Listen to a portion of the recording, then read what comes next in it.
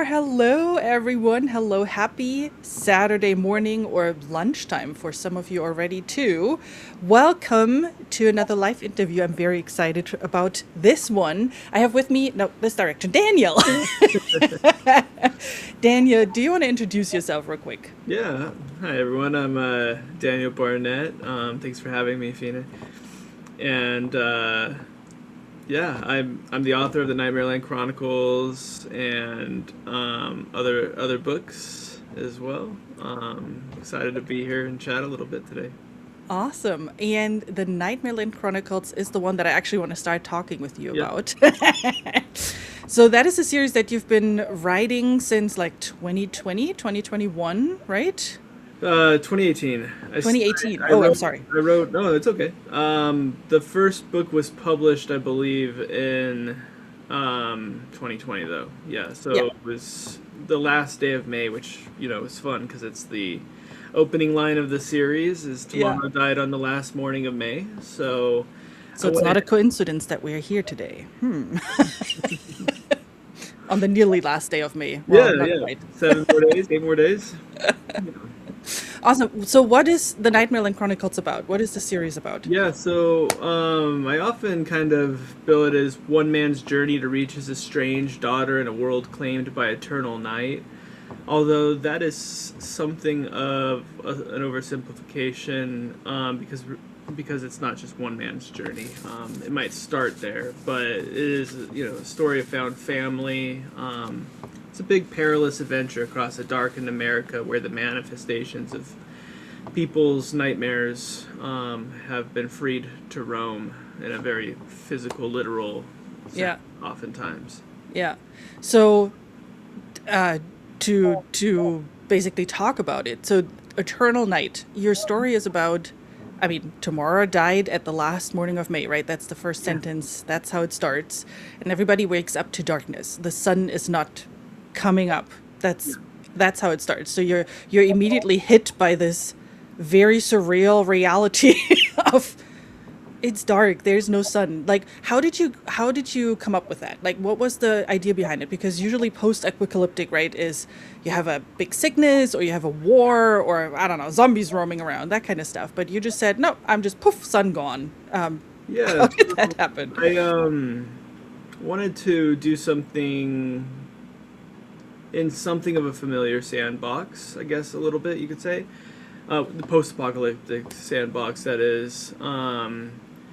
But I didn't want to do something that's been done a bunch before. I had this idea for um, a while. I can't remember exactly how it started, but of this eternal night Yeah. kind of situation, and finding a venue for like the characters and the justification for the premise, a way to kind of make that enticing, but then to also not have it be something very limiting. I know people listen to this and they go, well, wouldn't it just get colder and colder until people die? Yeah. And things aren't quite that simple. This is something of a cosmic event. It's a supernatural apocalypse. So there are indications things aren't exactly what they seem, so to speak.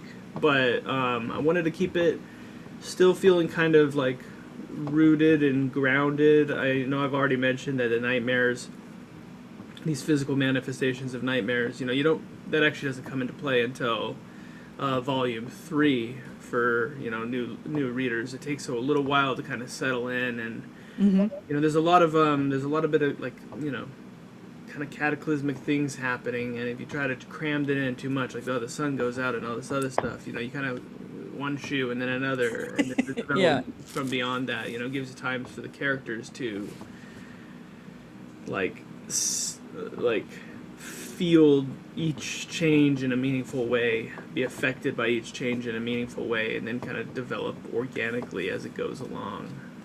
It's a big story, so there's no need to rush every element of it. Yeah. Um, yeah.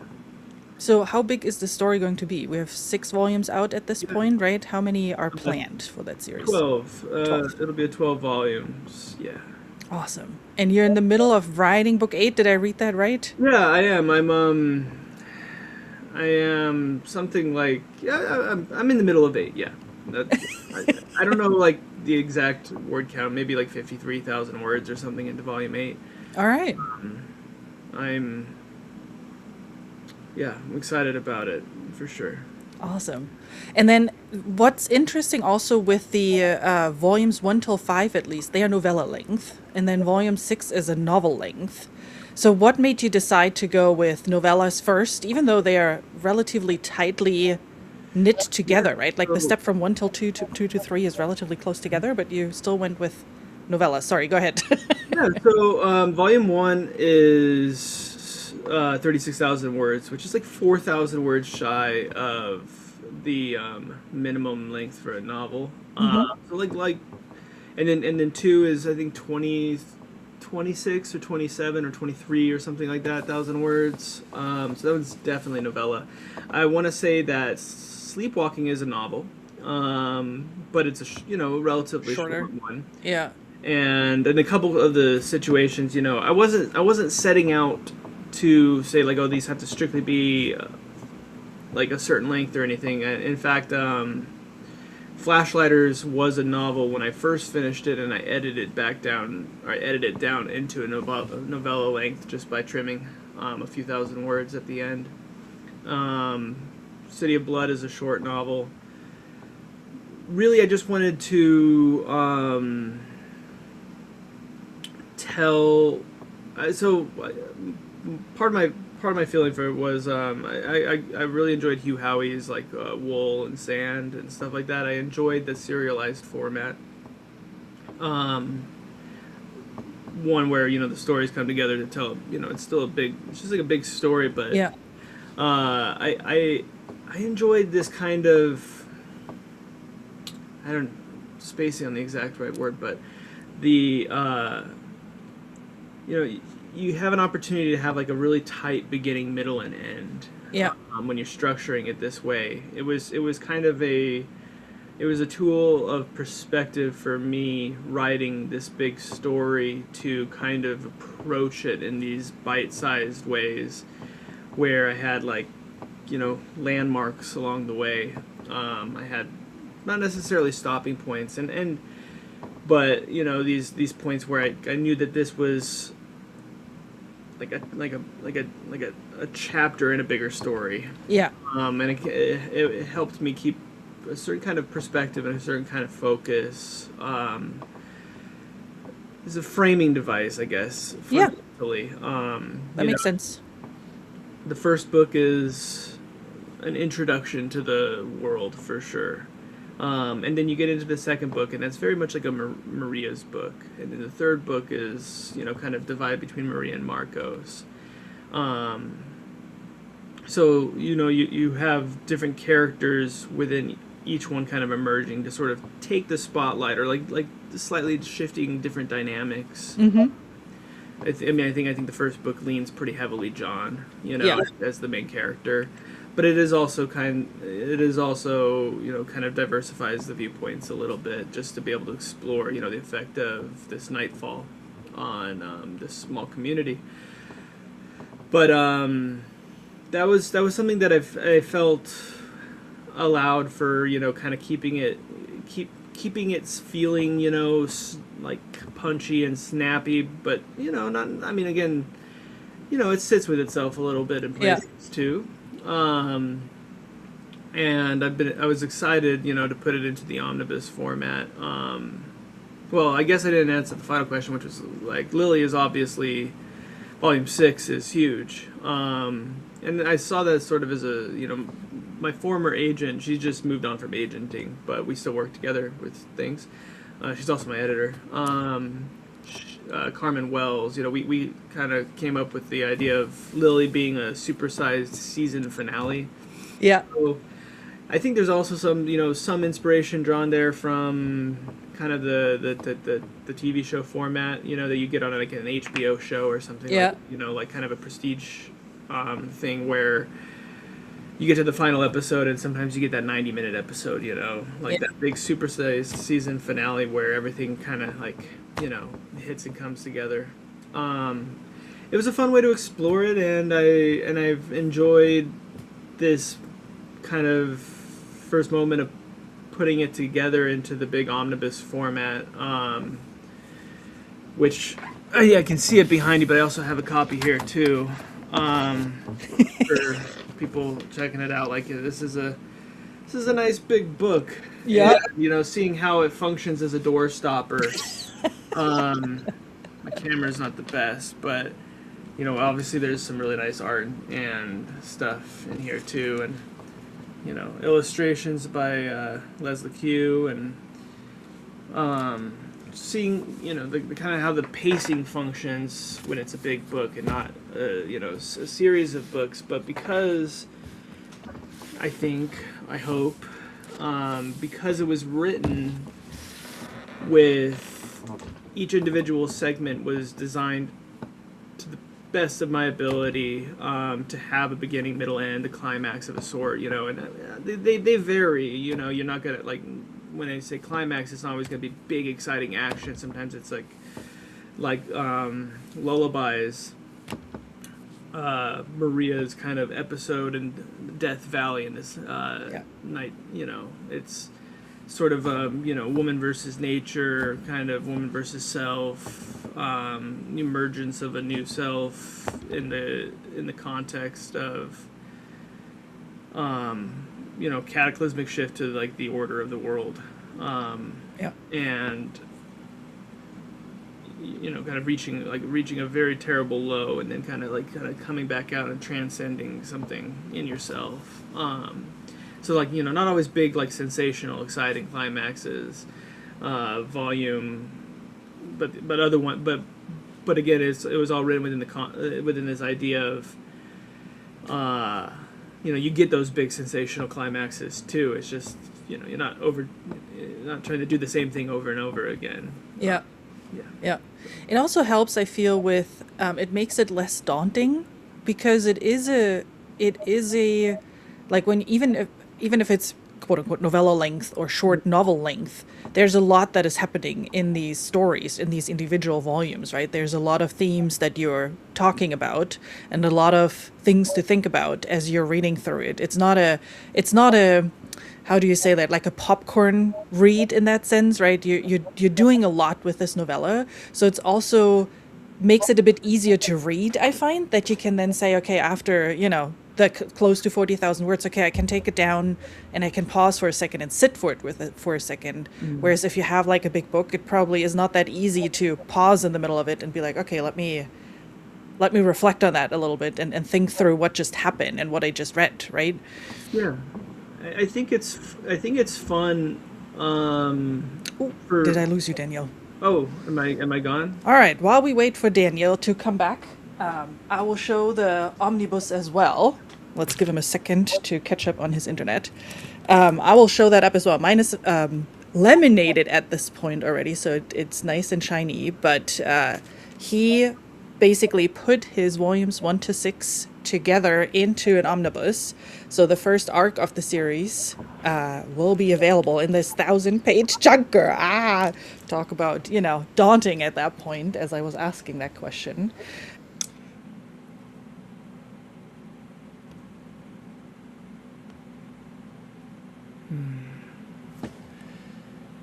It's weird.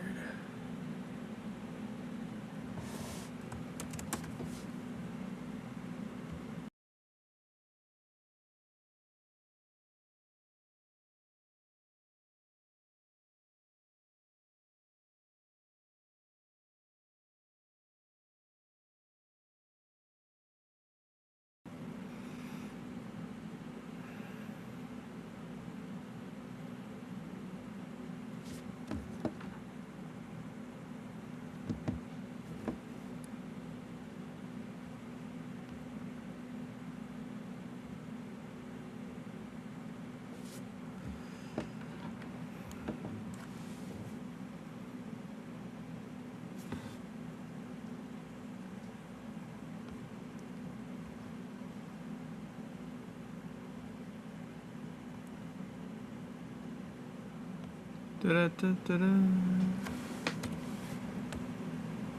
is weird.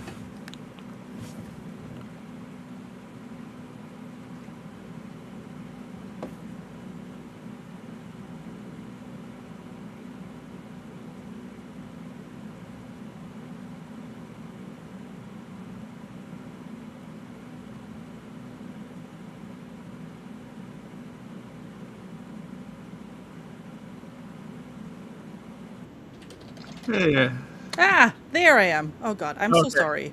No worries. I was just messaging you too. I don't know what happened. I was there and it said that there's no connection on your side, but who knows? Yeah, no, that was me. Alrighty, okay. So Where we were we? we talked about novellas being not as daunting because there's a Yeah. lot of stuff that is happening, and then I lost you. So I think it was fun to release it in the serialized format and fun to release it in this big doorstopper format, and I think that depending on the kind of reader you are and the kind of mood that you're in, you can choose to read it as one at a time with breaks in between. That's just fine, or as one big book, and that's just fine too. It's all one big story. And there are these clearly defined stopping points that are hopefully the individual volumes, each has its own feeling of kind of like resolution of something, Yeah. and then you get to the end of you get to Lily, and like a lot of the broader character arcs and plot arcs and stuff like that start to get snipped, like things start to have like a lot of resolution for things that started in the first volume or started in the second or third Yeah. or volume along the way. And yeah, in any case, it's Awesome. Yeah, you're just taking over my channel. Exactly. oh As those things happen. Well, I'm excited. So I'm in the middle of book 3. Well, in the middle. I started book 3, Sleepwalking, just recently. So I'm very excited to see where some of these storylines are going. Because, so one of the things that I find really one of the many things that I find really fascinating about the book is John as one of the main characters, right? You're calling him an anti-hero in your own descriptions. And I find it interesting because he has a very protective side to him as well, right? As you follow him along, yes, he is a bit rough around the edges, gruff, kind of, grumpy little guy. But he has a lot of very endearing character traits as well, like the way he takes care of Maria when they first meet at the bar, or the way he's looking for his daughter, really. So it's an interesting character that you wrote there. yeah. I think at first glance, like I get some, I've had some reviews and stuff kind of comment on John as a sort of like stereotypical like violent loner, the sort of I mean, he does certainly belong to the same kind of archetype that like Roland belongs to, Yeah. or Joel from The Last of Us, not the show but the game. Yeah. And but there's a lot that's yet to be revealed about him and his character at the point that you're at in the story. That Very excited. I find that people who whether they love John or they're skeptical of John, like the Lily brings a lot of things front and center. We get a lot of answers about like what made him who he is. Yeah. Like there's a sentence, I guess one of the ones that maybe it's not a spoiler by any means. And if I can find it in a reasonable amount of time. He said it's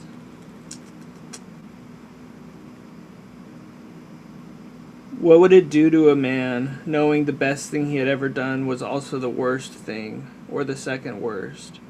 what kind of rift would that leave in the heart? And so yeah, there's a kind of an essential paradox at the center of John, Yeah. with the violence. And in any case, I am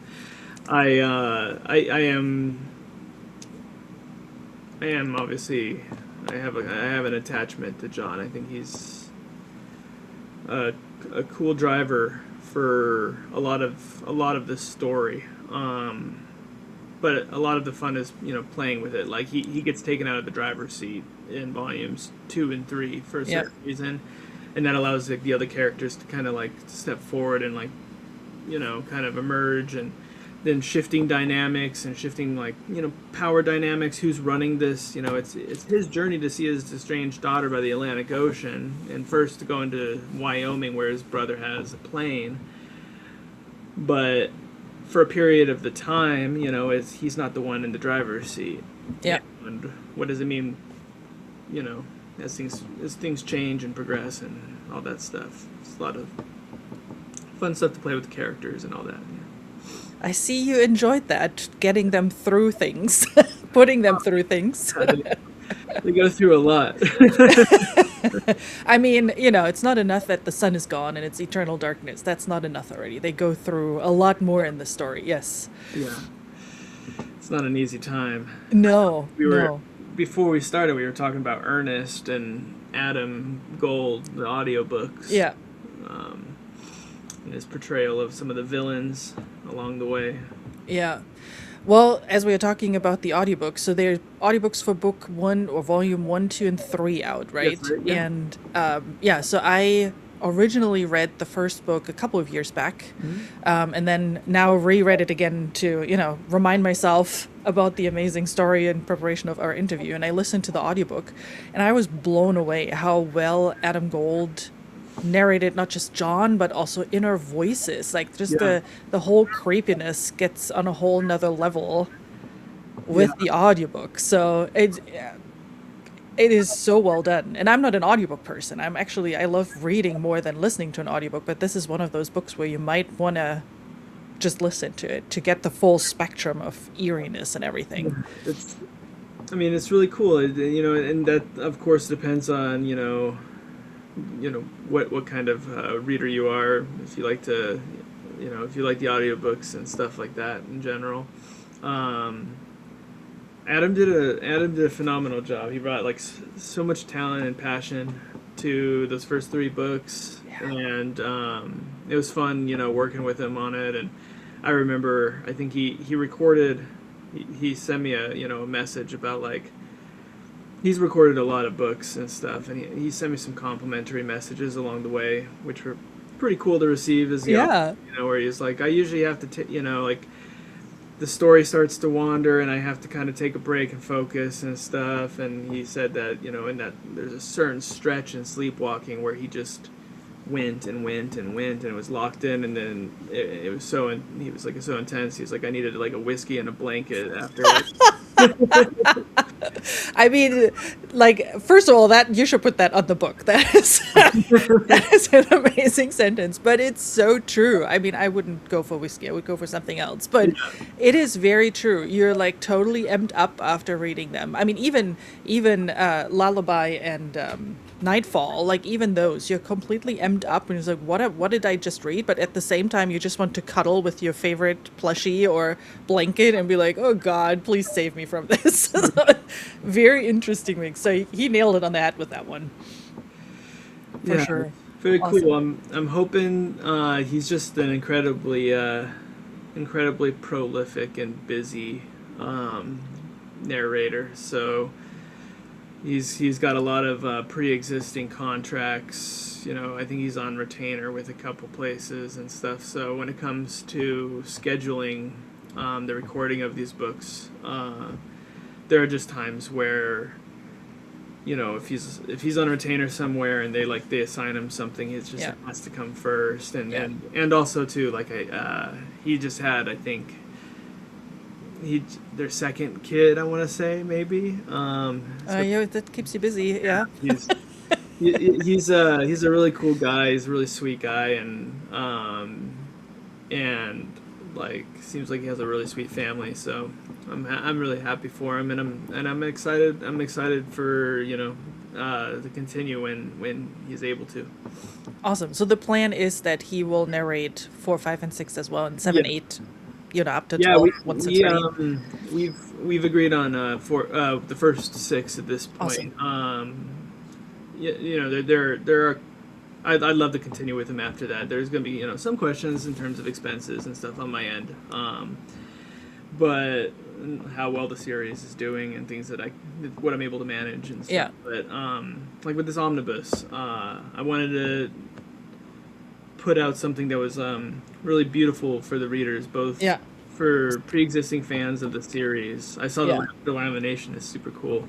I do that with all my hardcovers, so the dust jacket stays safe and is not hurt. Yeah, that's a great way to go. I learned that from Andrew's Wizardly Reads. Oh, too, yeah. FYI.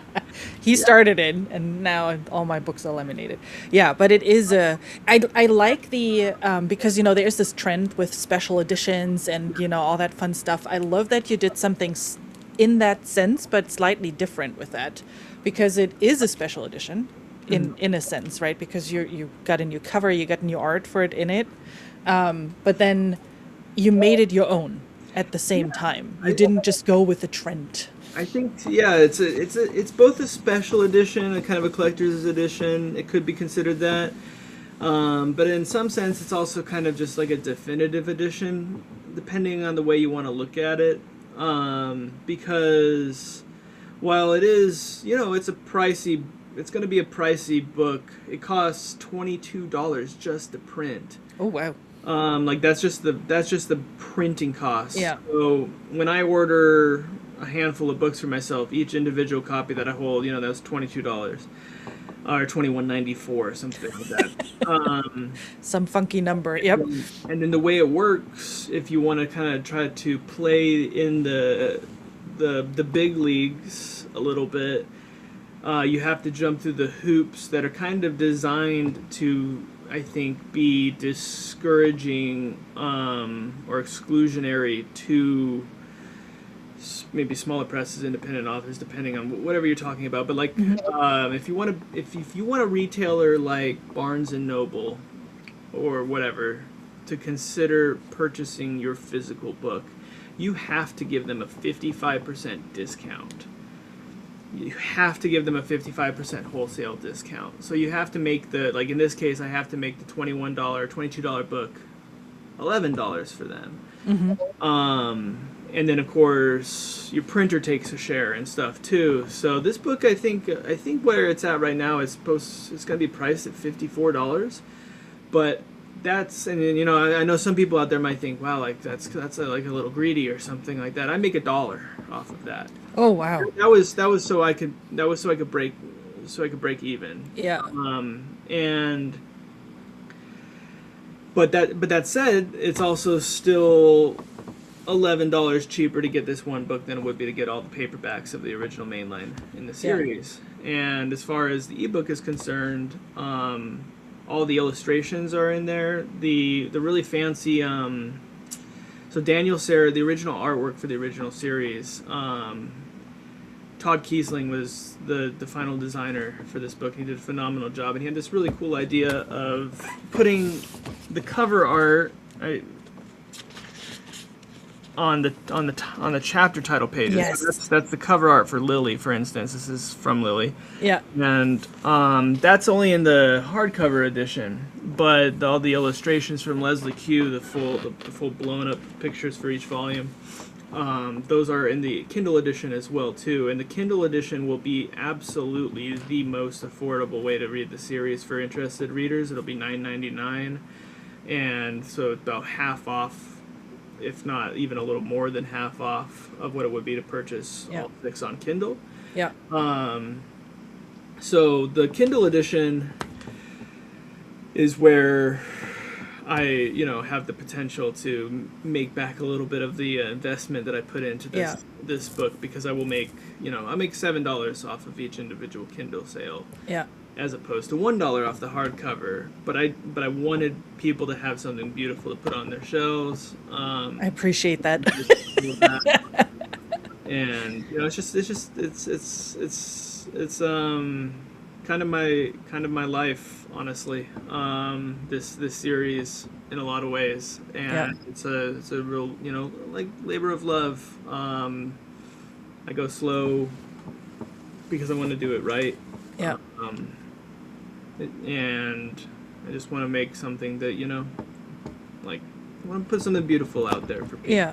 Both in terms of the story and also the packaging of the story. Yeah. Awesome. That makes sense. And in regards to time, I think if you think about it, you published volume 1 till 6 relatively quickly, one after another, right? The first book was published 2020, Yeah. and then volume 6 came out 2022, 2023. Do I remember that right? Yeah, so I wrote the first 5 before publishing the first. So I started in 2018.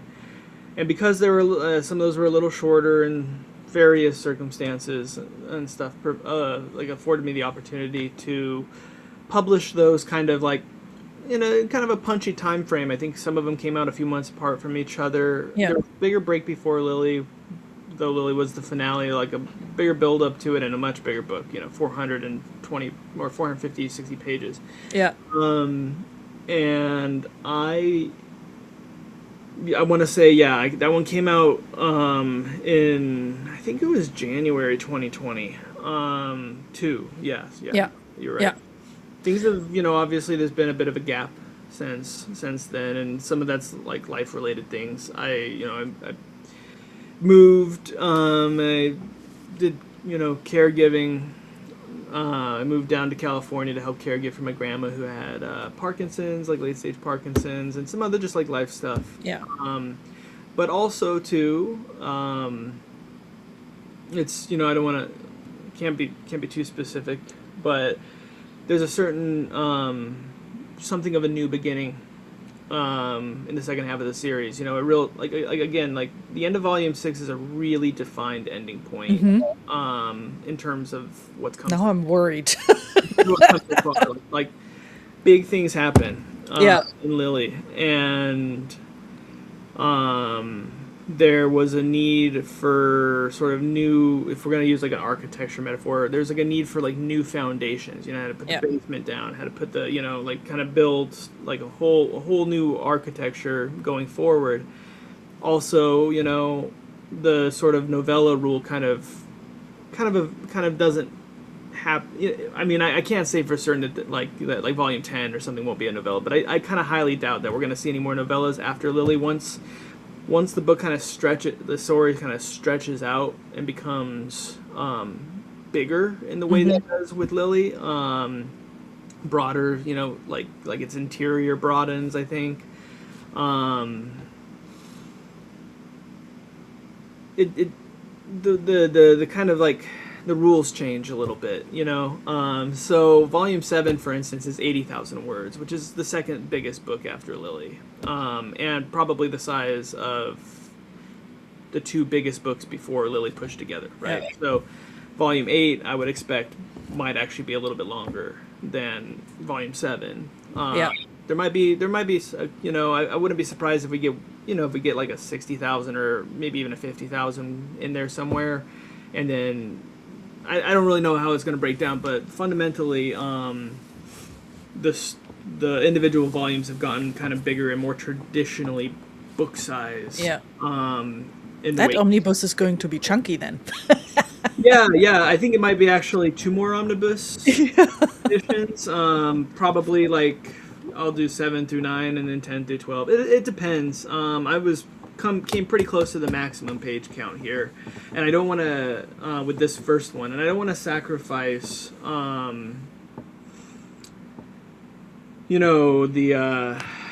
the reader comfort in terms of like how many words you're cramming onto a page for the omnibus editions. I'm not really sure what but I kind of do expect 2 more omnibus editions ultimately, although one big one would certainly be cool if it worked out. I don't know. We might not have a book that's as big as Lily again. But overall, I think the second half of the series story, or 7 to 12, is probably going to add up to be a bit longer than the first half. Yeah. Which, And that's fine. and to be completely real, probably the last one will be as long as Lily, if I'm just being realistic. But we'll see. I don't know yet. Yeah. But so that sounds like you kind of already know where you're going with the series in general, like where you want to be with book 12. Yeah. Yeah. I have a lot of pretty clearly defined ideas, and part of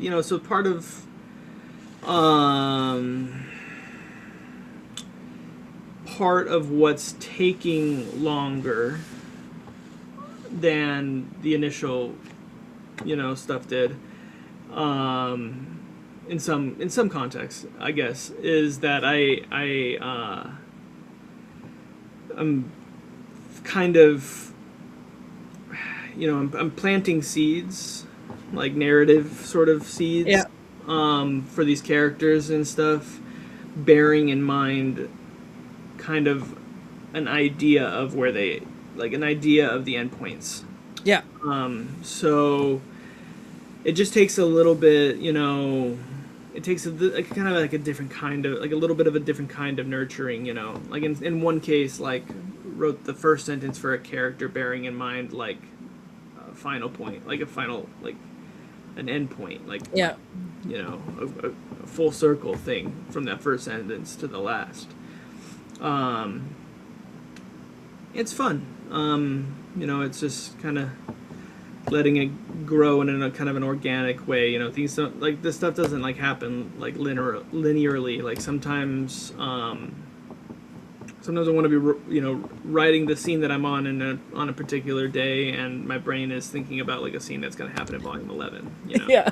Just but like kind of feeling the shape of those things down the road helps inform sort of like negative space and things like that in like the earlier parts too. It's important to have like the broader context as the author of this, the story where it's going. Yeah. I'm not a complete pantser, I guess, is ultimately what it is, but I'm not like an outliner either. It's just I don't know exactly what it is, but Yeah. That makes sense. On the omnibus, real quick, before we forget that. So when does it come out? When is the omnibus September available? 1st, yeah. September 1st. Wow, And that's soon. We will have the plan is that the pre-order links will go live at the beginning of July. Awesome. Yeah, that's another thing about being a self-published author, or an indie author, is that you don't want to activate the pre-order stuff too early, because then you can like hurt yourself in the algorithm. That's really like the really, really early pre-orders are for like the Joe Hills of the world, that kind of thing, where they're going to just be selling a lot along the way. Yeah, that makes sense. Yeah, and but you're ramping up anyway at this point, right? Because you're doing like monthly giveaways. You already started working with other book talkers and booktubers and whatnot to start talking about your book and ramp up the excitement. Definitely, and doing what I can, and thank you for having me on. No problem. I love talking to you about it. Do you mind if I share the link to the monthly giveaway that you have up right now? Please. So you guys can sign up for that as well. I will put it also for those of you watching the recording. I will put it in the description as well. I don't think I have it in the description quite yet. But you can sign up for that. It's probably a sign up for your newsletter then at the same time, right? So you get then all the news, and once it's live and once the pre-order link is live and everything. Yeah, awesome. For sure. I will definitely be putting out a newsletter when the thing goes live. You won't get if you sign up, you won't get a welcoming onboarding email, as they say. Unfortunately, MailChimp, that's what I use, has made that a paid feature. So it's like $20 a month to be able to send out welcoming emails anymore. And just everything costs so much money now. Yeah, that is fair. That is fair.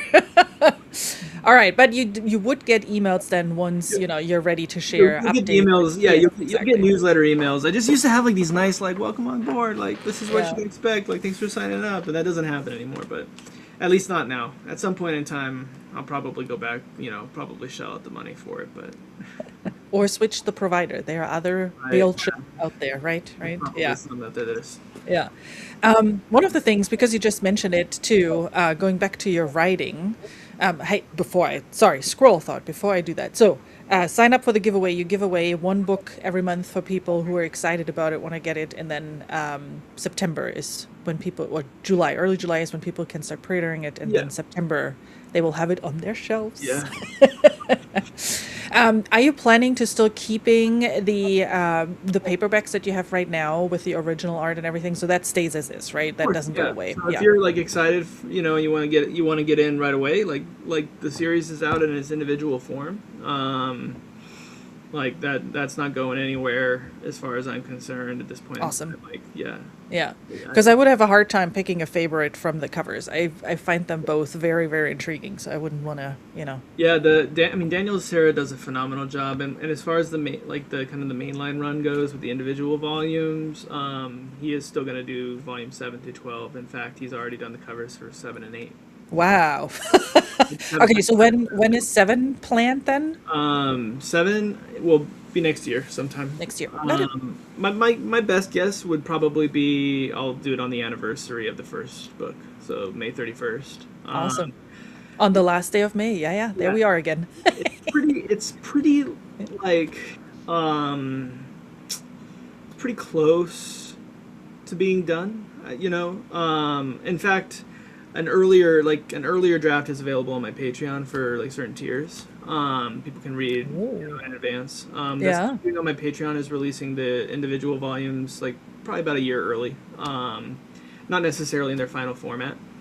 Or sorry, in a final draft. Like Yeah. I've made some pretty good changes since I posted it there. But volume 7, the real thing that's holding volume 7 back is that I need to finish volume 8 first, because volume 7 and 8 are companion novels in the way that I would say 2 and 3 are, and 4 and 5 are. Gotcha. If not even to a much more significant extent. It's a much easier wait at the end of 6 than it would be at the end of 7, and as a result, I'm just trying to make sure that I if I put 7 out early and then it takes too long for 8, then it's like, it's just a little rocky. Yeah. It's much better it's a much better reading experience if those come within like at least a year of each other, probably. Yeah. I would imagine. You don't want us to let us sit too long with a cliffhanger type ending. Exactly. Yeah. I appreciate that. As a reader, I appreciate that very much. All right, now back to my scroll thought. So you mentioned Joe Hill, and I've seen that your work has been compared to Stephen King. Like The Stand was one of the significant books that your work has been compared to. So how do you feel about that compared to one of the big uns in the industry? Well, I think The Stand is my favorite, especially the original version of The Stand is my favorite novel of all time. It's his work is like I've drawn in a lot of inspiration from his work, and I'm not coy about that. People have been very kind in their appraisal of the series. It's a really nice thing to hear that one of the books that affected you the most is something that people have likened it. Yeah. Likened it to. It's always a nice thing to hear. Something along those lines, and I've really appreciated too. Putting out this book. It's on NetGalley for people. If you have a NetGalley account, it's up on NetGalley, and I've got 10 reviews there, and I think about half of them have stated something like, for them it was like a new benchmark in horror, or like a new standard or something like that, or just oh, this is my favorite advanced review copy I've ever received, or something, just something where it was like, That is awesome. like a really meaningful at least to me as the author. Yeah. Well, The thing, definitely, yeah. It was impactful for some people, or for a decent amount of the people that have read it so far, in the omnibus format, coming in as a new reader and stuff like that. It's just a really cool thing to hear that, and would just love to share with more people. Yeah. I mean, they're not wrong. So that was the thing for me too when I read Nightfall. Sorry, I'm names. When I read Nightfall, the first volume, like back in 2021, I think is when I read it first. I was a newbie to the horror genre back at that point. Like horror was something that I'm a scaredy cat, so I stayed away from horror for reasons, and I learned, thanks to you book, that was one of them, that horror isn't horror. Horror doesn't mean jump scare, right? Horror Yeah. doesn't mean you're sitting underneath your blanket and are scared and crying and whatnot. There's a lot of levels to horror. And what I find fascinating about your book, and Stephen King has some of those books as well, Desperation, is for me the one that I would actually more compare it to, where it's more on a psychological level, right? It's not a jump scare. There's an eeriness in your writing. You have a way with words, like it's not a lyrical, I wouldn't call it necessarily, but you have a way with the words to create a certain vibe in the book that fits the horror genre, and then you have like these psychological aspects, and then you have like just fever dream type aspects, like something that is totally out of left field and you're like, what happened just now? So I get where the praise is coming from, so I find it great that people see that. Yeah, I thank you. There's kind of a variety of horror across the course of this series, and as the nightmare element emerges, you get you get other things as well too. Like I like a little bit of gore here and there as a reader and as a writer, as a story, that kind of thing.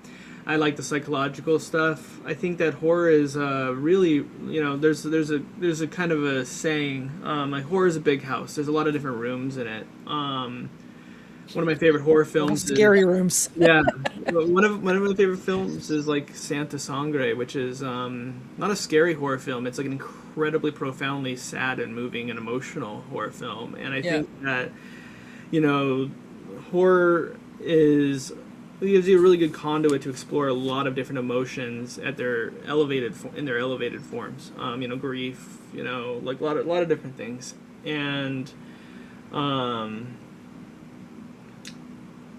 I just really like a good story ultimately. My mom, for instance, she does not like scary stuff, but she loves this series.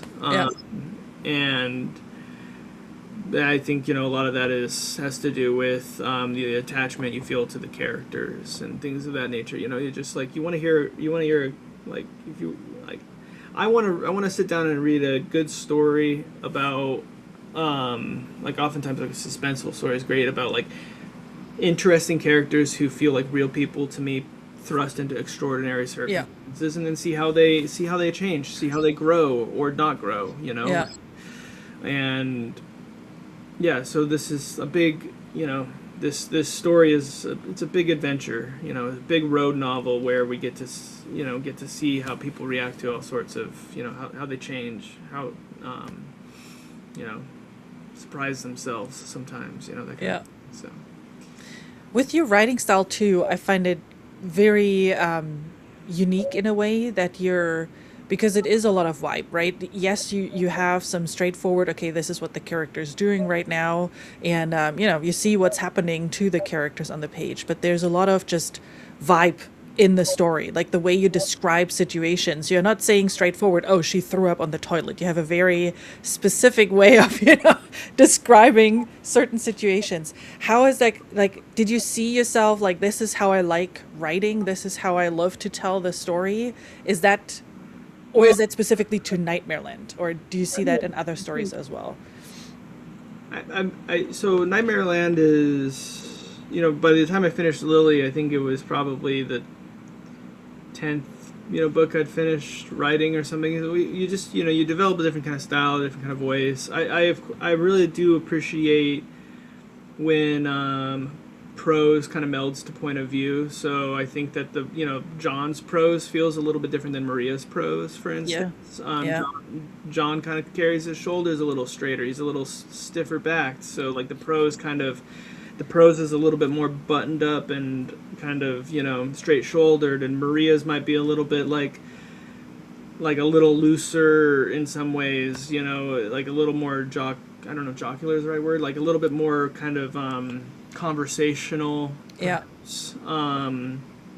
And um, I think a lot of writing just comes down to like find interesting things to say and say them in interesting ways. Like, you know, say it in, you know, like if you can do that, you can write about anything and it's fun.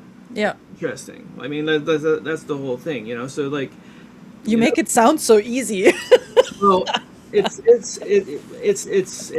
know, you connect. Like for me, writing is like I try to on any given day, what I'm trying to do is just kind of forge a simple emotional connection with the moment that the character's in, generally speaking.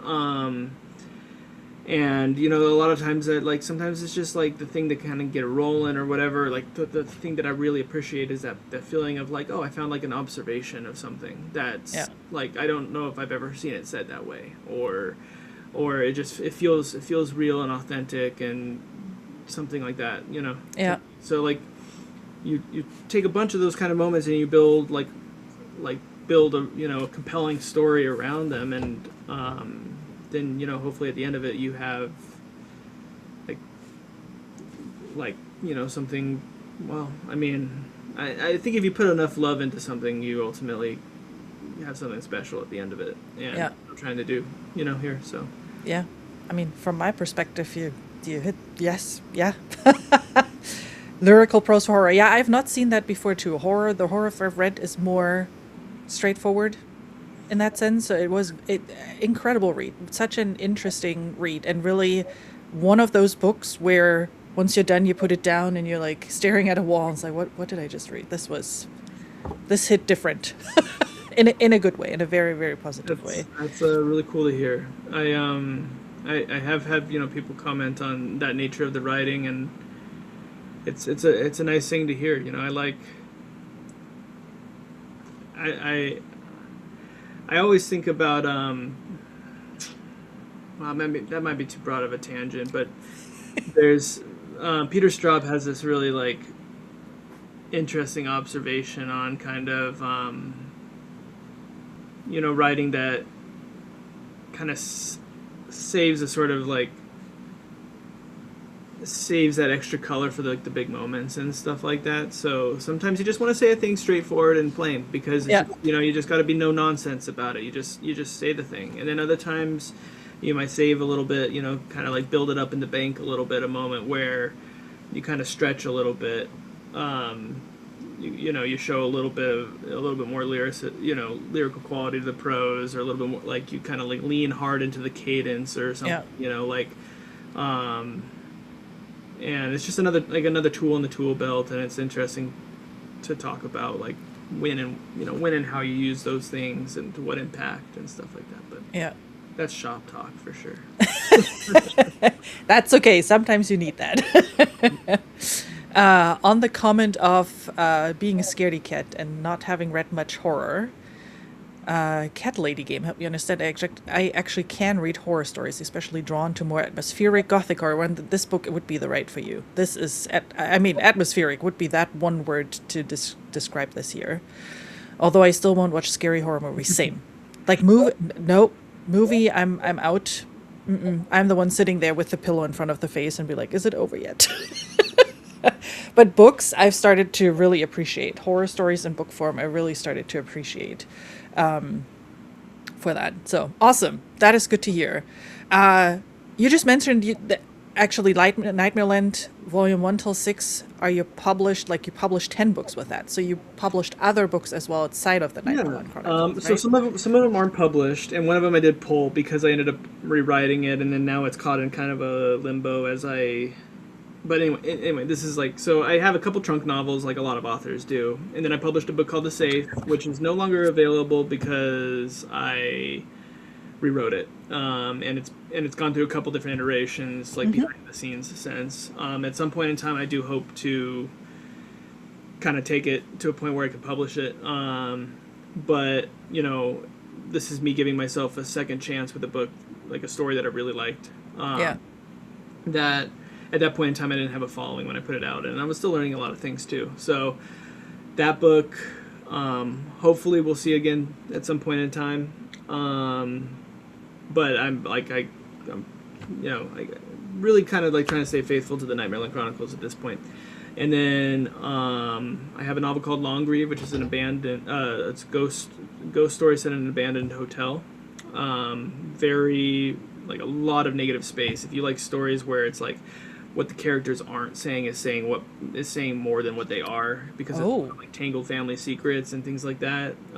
It's a love story, but like an incredibly dark love story. A lot of trigger warnings for that book, and like definitely very atmospheric. And so that's Longrieve. Really dark underbelly.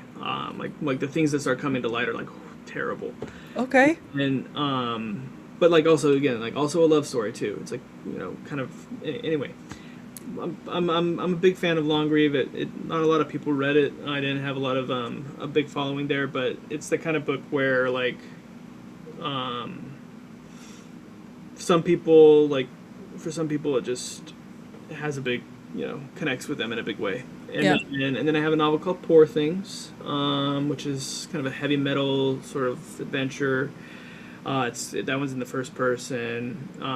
Definitely a vehicle for like the main character's voice, like very impetuous and impulsive and angsty, and small town, kind of cosmic horror events. And then I have another cosmic horror novel called My Hungry Friend, about a man who's caring for his mother who has late stage Alzheimer's, and he makes a really terrible decision. It's kind of a thinner sort of like he does something really bad that he can't take back, and is cursed for it in a very unique way that causes his world to kind of come apart in a way that's at least something of a parallel to his mother and her own journey with Alzheimer's. But yeah, definitely like cosmic horror. The stuff that's happening in it is real and it's terrifying, and there's a lot of spiders. All right. Nope. All right. You had me till the spiders. There's more to it than the spiders, but yeah, there's a lot of spiders. Unless when we talk spider books, I don't know if you've ever read this. It's called Children of Time by Adrian Tchaikovsky. It's also very heavy on spiders. So unless it's that type of spiders. No, there's a lot of other kinds of terrifying bugs too. The spiders are just one small scary thing. Got it. Yeah, there's more. There's a really nasty centipede scene too. That reminds me of that really weird indie movie. Wasn't it called Human Centipede or something? Very different than that. This is an actual centipede, not a what that was. All right. Okay. I don't know if I would put cute and spiders in one sentence together, but sure. All right. Cool. Anything else that we forgot to talk about related to your release of the omnibus soon? I have to hold it up again because this cover is so, like, hang on. Leslie did such a cool job, and I don't know. Yeah, it's hard to see, but there's a second eye on that silhouette. It's a cover that when you hold it or see it on a bookshelf, it really pops. I mean, it pops, period. But Yeah. And it has a full wraparound too, so like the whole thing charts a story. The first 3 volumes are kind of represented on the front cover, and then if you turn it to the spine, that's some volumes 4 and 5, and the back cover is all Lily. There's a lot of landmarks from Lily in there. So. Yeah, it's a bit hard to see. I should have Milo repped it after our live. Oh, it's okay. I probably can't really show it very well either, but like, yeah, you see that set. Yeah, you can see it a little bit. Yeah. And then we have the really lovely quote from Esme, and who's also fantastic. If you don't follow her on Instagram yet, do that. She's super cool, really sweet. But yeah, I can't think of anything else. I mean, if you want to follow me on Instagram or anything, I'll probably be doing a lot of podcasts and interviews and things of that nature. Starting in July, I'm going on a podcast tour at some point. Awesome. Got somebody organizing that, and maybe I'll do a reading or something along the way too. I'd love to, but gotta make sure I, well, not really about making sure. I don't know. You gotta be an audience for it and stuff like that. So we'll see. Yeah. I've done plenty of readings in the past too, so we'll see.